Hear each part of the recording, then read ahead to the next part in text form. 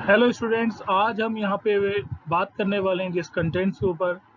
एक बहुत important act है वर्कर्स के पॉइंट ऑफ व्यू से, लेबर लॉज के according, that is minimum wages act. और ये एक्ट 1948 में आया था। That means minimum wages act को मिनिमम वेजेस एक्ट 1948 के नाम से हम पढ़ते हैं, स्टडी करते हैं। मिनिमम वेजेस एक्ट के अंदर बेसिकली ये बताया था एक वर्कर को या उसकी फैमिली को कितनी मिनिमम रिक्वायरमेंट है, उसके हिसाब से हम उसे वेजेस दें, उसे रेमुनरेशन दें। पहले कहा जाता था कि रोटी, कपड़ा और मकान, इतनी ज़रूरतें इंसान की पूरी हो सकें, शेल्टर हो, फूड मिल सके, क्लोथ मिल सकें, तो इतनी वेजेस इंसान को एक काम के बदले वर्कर को या लेबर को मिलनी चाहिए थी। तो ये उन सब सारी चीज़ों को आज हम डिस्कस करेंगे कि मिनिमम वेजेस एक्ट कब आया, क्या प्रोविजंस है मिनिमम वेजेस एक्ट के, क्या क्लॉजेज हैं, क्या इंपॉर्टेंस है मिनिमम वेजेस एक्ट की, और क्या क्या चेंजेस हुए, अमेंडमेंट हुए कुछ मिनिमम वेजेस एक्ट के अंदर। तो ये सारी चीज़ें आज हम पढ़ने वाले हैं इन कंटेंट्स के अंदर। तो now I am going to start with the starting point of minimum wages act 1948। Minimum wages को समझने से पहले हमें यहाँ पे कुछ कॉन्सेप्ट्स क्लियर करने हैं रिगार्डिंग दी वेजेस। तो बेसिकली क्या वेजेस होती हैं और कितने टाइप्स की वेजेस नॉर्मली हम इंडस्ट्री या फैक्ट्री में देखते हैं जो वर्कर्स या लेबर्स को दी जाती हैं। तो सबसे पहली आती है मिनिमम वेजेस, जो आज का कंटेंट है हमारा, कि वेज विच मस्ट बी पे whether the company earn profit और नॉट। चाहे कंपनी को प्रॉफिट हो या ना हो, कम से कम इतना तो वर्कर या लेबर को देना ही देना है जिससे उसका रोटी, कपड़ा और मकान, ये तीन चीज़ें जो बेसिक नीड है एक इंसान की, वो फुलफिल हो सके। किसी भी वर्कर या लेबर को बहुत बड़ा घर या गाड़ी नहीं चाहिए, उसको मिनिमम वेजेस चाहिए ताकि वो अपनी बेसिक रिक्वायरमेंट नीड्स, रोटी, कपड़ा, मकान और पूरी कर सके। तो कंपनी को चाहे प्रॉफिट हो या ना हो, इतना तो कंपनी को वर्कर को या लेबर को देना ही पड़ेगा। दूसरी वेजेस हम सुनते हैं नॉर्मली इंडस्ट्री में, डेट इज फेयर वेज।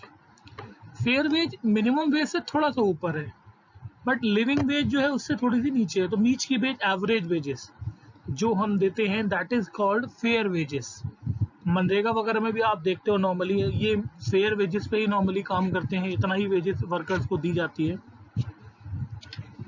तीसरा टाइप है लिविंग वेज। लिविंग वेज मतलब हाईएस्ट वेज, वर्कर्स या लेबर के अकॉर्डिंग कितना हम हाईएस्ट दे सकते हैं। और उसमें भी क्या करते हैं, तीन चीज़ों को ध्यान में रखते हैं कि बेसिक एम्यूनिटी ऑफ लाइफ पूरी हो सके वर्कर या लेबर की, एफिशिएंसी ऑफ वर्कर के अकॉर्डिंग हम पे करें उसे लिविंग वेजेस, और तीसरा सोशल नीड्स जो वर्कर की है, मेडिकल है, बच्चों की एजुकेशन है, रिटायरमेंट्स हैं, या कुछ बेसिक उसकी जो जिम्मेदारियां हैं वो पूरी कर सके, जिसके लिए लिविंग वेजेस दी जाती है।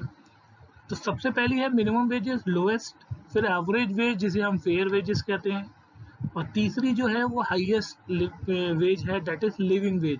इससे ज़्यादा वर्कर्स को नहीं दी जाती है, ये तीन वेजेस नॉर्मली दी जाती हैं। और आज कॉन्सेप्ट थोड़ा सा चेंज हुआ है, लिविंग वेजेस की तरफ मूव कर रहे हैं, कुछ ऑर्गेनाइजेशन दे रहे हैं वर्कर्स के लिए। तो these are the three important wages. और हमारा जो कंटेंट है मिनिमम वेज 1948, वो आज हम स्टडी करने वाले हैं। तो सबसे पहला क्वेश्चन आता है मिनिमम वेजेस होती क्या है।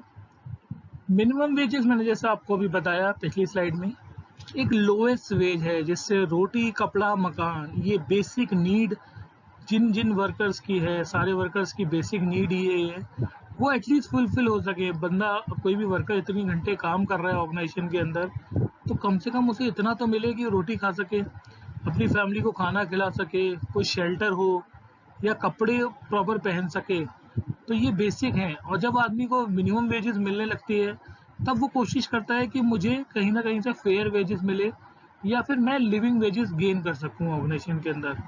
और ऑर्गेनाइजेशन की भी रिस्पॉन्सिबिलिटी है कि मिनिमम वेजेस से ऊपर हट के फेयर और लिविंग वेजेस दी जाए वर्कर को, ताकि उसकी जितनी ज़रूरतें हैं, जो रिस्पॉन्सिबिलिटीज़ हैं, जिम्मेदारियां हैं, या जो उसकी बेसिक रिक्वायरमेंट्स है, वो फुलफिल हो सके। तो मिनिमम वेजेस का कॉन्सेप्ट आया था, चाहे कंपनी को प्रॉफिट हो या नुकसान हो, उसे मिनिमम वेजेस तो हर हालत में देनी है, इससे नीचे तो वो दे ही नहीं सकता, क्योंकि कुछ ना कुछ देना पड़ेगा और ये बेसिक है, नीड है। नीड के नीचे तो हम जा ही नहीं सकते। तो that is the concept of minimum wages. The wages जिसके अंदर इंक्लूड है लोएस्ट वेज, और जिसका मतलब है कि वर्कर को या उसकी फैमिली को मिनिमम गुजारे भत्ता हम दे सकें, फूड, कपड़े और शेल्टर उससे परचेज कर सके, पहन सके, दैट इज मिनिमम वेजेस। अब मिनिमम वेजेस एक्ट, पहले मैंने आपको मिनिमम वेजेस बताया, मैं बात करने वाला हूँ एक्ट की। जो मिनिमम वेजेस एक्ट बना 1948 में, उसके पीछे क्या ऑब्जेक्टिव था या क्या बेसिक प्रोविजन थे, स्कोप थे जो कवरेज की गई। तो मिनिमम वेजेस इंडस्ट्री या ट्रेड के अंदर जहाँ भी लेबर ऑर्गेनाइजेशंस हैं, नॉन एग्जिस्टिंग या और इनफेक्टिव हैं, उनको हम बेसिकली मिनिमम वेजेस प्रोवाइड कर सकें। ये बेसिक ऑब्जेक्टिव था कि ऐसी वेजेस दी जाए जो उनकी बेसिक नीड्स को फुलफिल करे इंडस्ट्री और ट्रेड के अंदर। स्कोप और कवरेज की बात करें तो सारे एम्प्लॉय पे एप्लीकेबल होता था उस ज़माने में, क्योंकि इतना ज़्यादा स्ट्रॉन्ग हायरार्की सिस्टम नहीं होता था। लिमिटेड नंबर ऑफ एम्प्लॉय और वर्कर्स होते थे और सभी को लगभग मिनिमम वेजेस या फेयर वेजेस के अकॉर्डिंगली पेड आउट किया जाता था। तो all employees engage in any work, skilled हो, अनस्किल्ड हो, या मैनुअल हो, क्लैरिकल हो, सुपरवाइजर हो, या शेड्यूल्ड एम्प्लॉयमेंट हो, इंक्लूडिंग आउट वर्कर, सारे वर्कर्स को कवरेज करता है मिनिमम वेजेस एक्ट उस समय में भी, और आज भी कई जगह पे ये चीज़ें एप्लीकेबल हैं। फिर main provision, fixation of minimum wage of employ, कम से कम मिनिमम वेजेस फिक्सेशन हो सके। फिक्सेशन के बाद रिवाइज मिनिमम वेजेस की गई, थोड़ा सा अमाउंट बढ़ाया गया क्योंकि महंगाई बढ़ी, खर्चे बढ़े लोगों के, तो जहाँ पे कोई चीज़ 10 रुपये की आती थी अब वो 20 रुपये की हो गई, तो कहीं ना कहीं मिनिमम वेजेस भी बढ़ी। राइट्स ऑफ वर्कर, ये वर्कर का एक बेसिक राइट है कि उससे कम मिनिमम वेजेस मिले, और ये ऑर्गेनाइजेशन या इंडस्ट्री की रिस्पॉन्सिबिलिटी है एम्प्लॉयर की कि अपने लेबर या वर्कर को मिनिमम वेजेस तो देनी ही देनी है, चाहे प्रॉफिट हो या ना हो। लास्ट स्लाइड को कंटिन्यू करते हुए हम इसी में चलेंगे, मिनिमम वेजेस 1948 में, कि ऑब्जेक्टिव वही रहा, मिनिमम रेट्स वेजेस को सर्टेन एम्प्लॉयमेंट को दी जाए। पूरी इंडिया में ये लागू था, पूरे स्टेट्स में लागू था, सेंट्रल में, central and state government empowered थे मिनिमम वेजेस देने के लिए। मिनिमम वेजेस को डिफाइन करने के लिए फेयर वेजेस को कमेटी बनाई गई ताकि फेयर वेजेस और मिनिमम वेजेस के बीच में डिफरेंशिएट किया जाए। मिनिमम वेजेस नॉर्मली कैश में दी जाती थी, दैट वाज द फिनोमेना, और आज भी वेजेस कैश में ही दी जाती है minimum wages. Normal working hours होते थे, 1 डे रेस्ट होता था, और 7 दिन की वर्किंग आवर्स होते थे, पूरे 7 दिन वर्क करना है एम्प्लॉय को और 1 दिन रेस्ट मिलेगा। Over time fix on specific time unit, over time मिलता था बट वो भी फिक्स होता था, अगर आप नॉर्मल वर्किंग टाइम के अलावा भी कुछ घंटे या काम कर रहे हैं ऑर्गेनाइजेशन के अंदर। तो ये बेसिक प्रोविजन थे मिनिमम वेजेस एक्ट 1948 के वर्कर्स के लिए। अभी मैंने आपको लास्ट स्लाइड में कुछ ऑब्जेक्टिव बताए, यहाँ थोड़ा और एलोबरेट करते हैं ताकि कुछ और चीज़ें समझ में आ सकें इस लॉ के एक्ट के रिगार्डिंग। तो पहला है to provide minimum wages to the workers working in organise sector. Unorganise sector की बात नहीं की गई, ऑर्गेनाइज सेक्टर जितने भी हैं जहाँ पे रूल्स रेगुलेशंस फॉलो होते हैं गवर्नमेंट के नॉर्म्स के अकॉर्डिंग, वहाँ पे मिनिमम वेजेस कम से कम प्रोवाइड की जाए वर्कर्स को।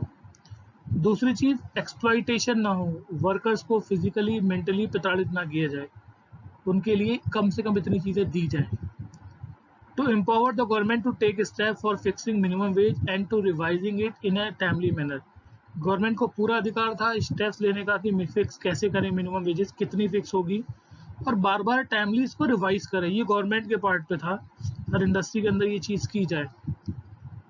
ये लॉ हर सेक्शन के अकॉर्डिंग ऑर्गेनाइज सेक्टर में शेड्यूल एम्प्लॉयमेंट के साथ जो शेड्यूल बने थे उसके अकॉर्डिंगली ये इम्प्लीमेंट किया जाए, ताकि किसी वर्कर का एक्सप्लॉइटेशन ना हो, परेशानी ना हो उसे, और रोटी कपड़ा मकान उसको कम से कम इतना तो अवेलेबल करा सके गवर्नमेंट, ये भी रिस्पॉन्सिबिलिटी थी। यहाँ बात करते हैं फिक्सेशन ऑफ मिनिमम वेजेस, कि मिनिमम वेजेस कैसे डिसाइड होगी और कैसे फिक्स की जाएगी। तो पहले रिकमेंडेशन होता है, एडवाइजरी बोर्ड बैठती है गवर्नमेंट के साथ में, different class, unskilled, skilled, clerk, supervisor के लिए डिसाइड की जाती है मिनिमम वेजेस।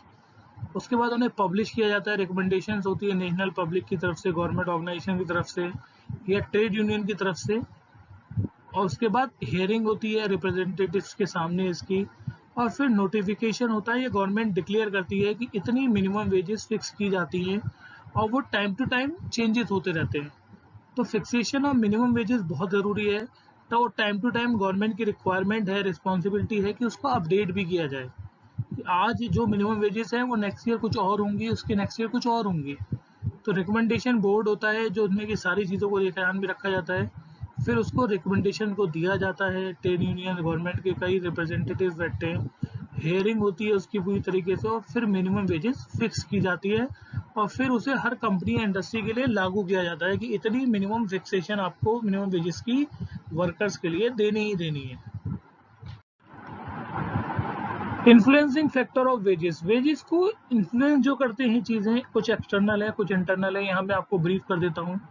एक्सटर्नल देखूँ तो लेबर मार्केट आज की डेट में बहुत डिपेंडेंट है, चीज़ें चेंज हो रही हैं, कॉस्ट ऑफ लिविंग चेंज हो रहा है, लेबर यूनियंस ने रेट चेंज कर रखे हैं सैलरी वेजेस के, गवर्नमेंट की लेजिस्लेशन बहुत ज़्यादा इंपॉर्टेंट है, सोसाइटी, फिर economical condition of the country as well as sector organisation जिसमें आप वर्क कर रहे हैं वर्कर, तो ये सारी चीज़ें इम्पैक्ट डालते हैं वेजेस के ऊपर, वेजेस स्ट्रक्चर के ऊपर।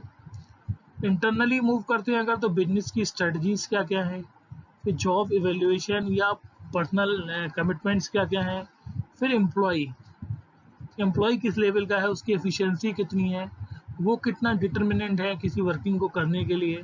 तो ये दोनों फैक्टर इंटरनल और एक्सटर्नल डायरेक्टली इम्पैक्ट डालते हैं वेजेस के ऊपर और इन्हीं के बेस पे वेजेस डिसाइड की जाती है। तो बहुत इंपॉर्टेंट है इनको स्टडी करना समझना इंडस्ट्री पॉइंट ऑफ व्यू से कि जो फैक्टर्स इम्प्लीमेंट करने हैं हमें इन्फ्लुएंस कर रहे हैं हमारे वेजेस के ऊपर, these are. So thank you so much for listening me. और आज बहुत इंपॉर्टेंट एक्ट को हमने सुना, that is minimum wages act 1948, जो वर्कर्स के लिए बनाया गया था कि कम से कम रोटी, कपड़ा और मकान, ये 3 चीज़ों की ज़रूरतें नीड पूरी की जा सकें किसी भी वर्कर या लेबर की, एम्प्लॉइज़ की, और इसी के लिए ये एक्ट बनाया गया था। चीज़ें समझ में आई होंगी यहाँ पे। अगले कंटेंट में किसी नए टॉपिक के साथ, किसी नई इन्फॉर्मेशन के साथ जुड़ेंगे आपके साथ। तब तक के लिए thank you so much and have a nice day.